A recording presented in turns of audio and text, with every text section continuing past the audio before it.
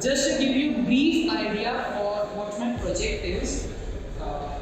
My project is something related to environment, more focused on what we are going to do to save our earth in upcoming 100 years. So first, who are we? Myself Ritesh Sarani. My introduction is on the next slide, but I would like to introduce myself here itself. My name is Ritesh Sarani. We are inching towards another sun every year. We are depleting our ozone layer on the rate of 5 to 10% in every year, which will gonna cause us to this condition, like no life, no water, nothing. What we have to do? We have to save the earth right now. As I told you, 5 to 10% at the end of 2022, we are on the edge of death. Like everyone here wants to live a good life, a long life, and a healthy life. But what if our planet does not exist in upcoming 100 years? Like our upcoming generations, they are going to flop very high levels. So, what my project aims reduction in the use of CFCs, the main ozone depletion part. So what we are going to use, we are going to remove the PCRS, paper compression response cycle. So we are basically going to eliminate the compressor from the AC. By this, what we are going to do, we are going to save the energy, as compressor is the most power taking source in the VCI cycle. Next, we are going to reduce the heat emission from the compressor and an eco-friendly substance. So now, if I go further,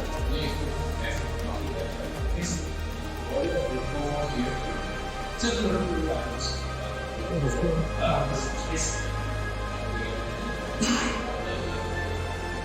इंडोरेडिएट improvement करना है, तो अगर अपन desiccant wheel का use करेंगे तो highly eco automatically जब आप चाहेंगे you are going to replace compressor को रिप्लेस करके उसका जो फंक्शनैलिटी है उसका जो रिप्लेसमेंट है दोनों आपकी प्रोडक्ट में तो उसको बता देंगे कि उसको रिप्लेस कर सकते हैं।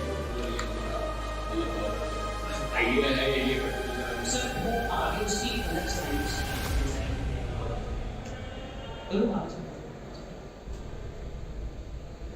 So now let us go to the design part. So we are majorly going to use the components as sheet, mini exhaust motor, high torque motor, mini pump, desiccant wheel, solar panel, cooling pad, duct pipe. But from all these components, the main component is desiccant wheel. What is desiccant wheel? If I go over a brief, desiccant wheel is an heat exchanger wheel which will be used in the place of compressor. Desiccant wheel gonna exchange the heat to the dry air, to the like it's a very fundamental temperature, and my system is a duct system. It's not an AC. It's not an split AC or a window AC. It's a duct system. It's a complete motor system. Like as we see in our hostel and college itself, we are having many duct ACs.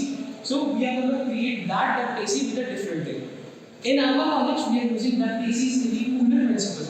We are using cooler ducts, not air conditioner ducts. So it's an upgrade to it.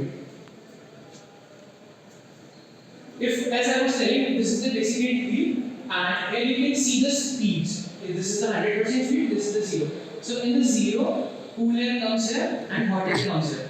But as now we are going to see speed rises, the air gets waste. So from here, hot air enters and mildly cool air gets out. Here, cool air enters, mixed with hot air and comes out. So this is the proper desiccant wheel usage if we see. तो अभी इसमें जो आपका cooling air आ रहा है वो तो आप एयर कंडीशनिंग में यूज कर रहे हो तो रूम टेम्परेचर जो है मेंटेन बिल्कुल। और जो आपका हॉट एयर है वो आप बाहर इसको एग्जॉस्ट कर रहे हो बिल्कुल है ना एटमॉस्फेयर में बिल्कुल। और जो मिक्स हो रहा है उसका वाटर कंपोनेंट जो आपका जो मिक्स होके जा रहा है वो आगे जाके वाटर पैड से प्रोसेस हो रहा है। मेरा जो डिजाइन है उस डिजाइन के अंदर हमने सरफेस एरिया को लार्ज रखा है। जितना लार्ज सरफेस एरिया रहेगा उतनी ज़्यादा अपन एफिशिएंट कूलिंग रख पा रहे हैं। सो सब प्रॉपर कॉपी पूरा VFX ग्राफिक्स के थ्रू समझाया कि किस तरह से एयर इनटेक होगा, डेसिकेट व्हील का क्या यूज़ कर रहे हैं। अब अपन बहुत देर से डेसिकेट व्हील डिस्कस कर रहे हैं, बट नहीं पता डेसिकेट व्हील होता क्या है। सो कुछ नहीं है, छोटे बच्चों की जो साइकिल होती है उतना ही बड़ा एक व्हील है, उसके अंदर अपन ने हनीकॉम्ब पैडिंग डाल रखी है। अब हनीकॉम्ब पैडिंग से क्या होगा, surface area increase, mainly air का सरफेस एरिया इंक्रीज करना, उसका ट्रैवल टाइम बढ़ाना है अपन को, ताकि उसमें से ऑटोमेटिकली हीट एमिट होना स्टार्ट कर देगा। उसके साथ साथ अपन ने उसमें सिलिका जेल की फिलिंग करी है। अब सिलिका जेल की फिलिंग ही क्यों करी, मेन क्वेश्चन सबका यही आना चाहिए कि यार कुछ और कर देते हैं, कोई गैस ही फिल कर देते हैं, सिलिका जेल क्यों फिल करी। सिलिका जेल वाटर को अट्रैक्ट कर लेती है। अगर हमारे एनवायरनमेंट में अभी एयर है, हमें मॉइस्चर है, अगर मैं इस मॉइस्चर वाली एयर को प्रोसेस करने आगे भेज दूंगा तो वाटर वेटिंग से भी वो कुछ मॉइस्चर कंटेंट लेगी जो ह्यूमिडिटी राइज करेगी। सिलिका जेल उस वाटर को ले लेगा और ड्राई एयर को आगे प्रोसेसिंग के लिए भेजेगा। सो डेसिकेट व्हील के अंदर 3-4 प्रिंसिपल्स एक साथ वर्क कर रहे हैं। एक छोटे से स्ट्रक्चर से हम 3 चीजें डेवलप कर रहे हैं। अब कोई भी चीज़ परफेक्ट नहीं होती, इवन ये प्रेजेंटेशन भी आई बिलीव परफेक्ट नहीं है। सो मेरे इस एलिमेंट के साथ मेरा जो प्रोजेक्ट है, इसके सबसे बड़े प्रोज एंड कॉन्स, प्रोज तो हमने डिस्कस करी, एनवायरनमेंट बच रहा है, ये हो रहा है वो है, कॉन्स क्या है। सबसे बड़ा कॉन ये है कि सिलिका का बैलेंस, जो बेसिकली व्हील का रोटेशन रहेगा उसमें सिलिका की बैलेंस सबसे बड़ी डिफिकल्ट टास्क है। अगर सिलिका एक साइड में ज़्यादा फिल हो गया तो बेसिकली व्हील की वर्किंग चेंज हो जाएगी, एयर प्रॉपर्ली वर्क नहीं कर पाएगा। दूसरा सबसे बड़ा पॉइंट ये था हमारे साथ कि अगर हम इसको देखें तो इसका एनर्जी कंजम्पशन एक रेगुलर एसी से तो कम है, बट स्टिल इसका एनर्जी कंजम्पशन ज़्यादा है, क्योंकि बेसिकली व्हील के लिए हम लोग हाई टॉर्क मोटर यूज़ कर रहे हैं। एग्जॉस्ट, नॉर्मल एग्जॉस्ट अपन घर में 50 के नाम लगाते ही हैं, पर हाई टॉर्क मोटर अगर अपन देखते हैं तो ज़ायकॉन इंडस्ट्रीज बनाती है। ज़ायकॉन इंडस्ट्रीज की एक मोटर 5.5 kW वॉट्स ले रही है एक बार में। सो एक बार को एसी से तो कम है, बट स्टिल वो बहुत ज़्यादा है। उसको लोअर डाउन करने के लिए what we did, solar panels का यूज है। 88 हम लोगों ने not a proper calculation, I should say अब अप्रॉक्सीमेट कैलकुलेशन के अकॉर्डिंग अगर हम बात करते हैं, सो हम लोगों ने 150 वाट की सोलर पैनल से यूजेज किया, जिसमें से 2 यूज होगी। 150 की 2 है। अब 150 में से जो एक 150 वाली that is responsible for the rotation of the basic wheel, that is high torque motor, and the processing part, जहाँ पर हमें वाटर मेल्टिंग के थ्रू हमें जो पंप चाहिए हम उसकी प्रोसेसिंग लेंगे।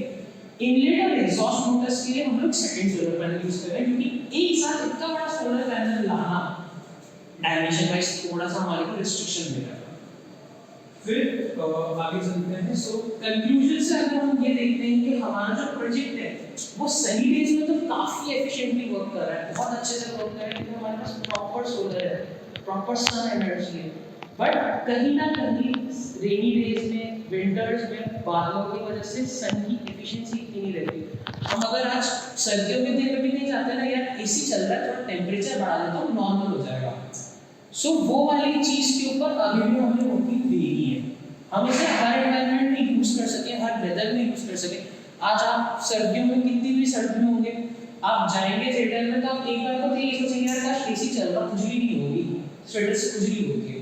सो उस वाले पार्ट के ऊपर अपन एक वर्किंग सोच रहे हैं कि क्या हम कर सकते हैं आगे। ये मेरे प्रोजेक्ट का जो डेसिकेट व्हील है, ये उसका है प्रॉपर, ये जो हमारा प्रोजेक्ट है वो डेसिकेट व्हील है। यहाँ पर आगे हनीकॉम्ब पैडिंग्स और इसके आगे वाटर पैडिंग है। So thank you so much, that was my time. Any questions?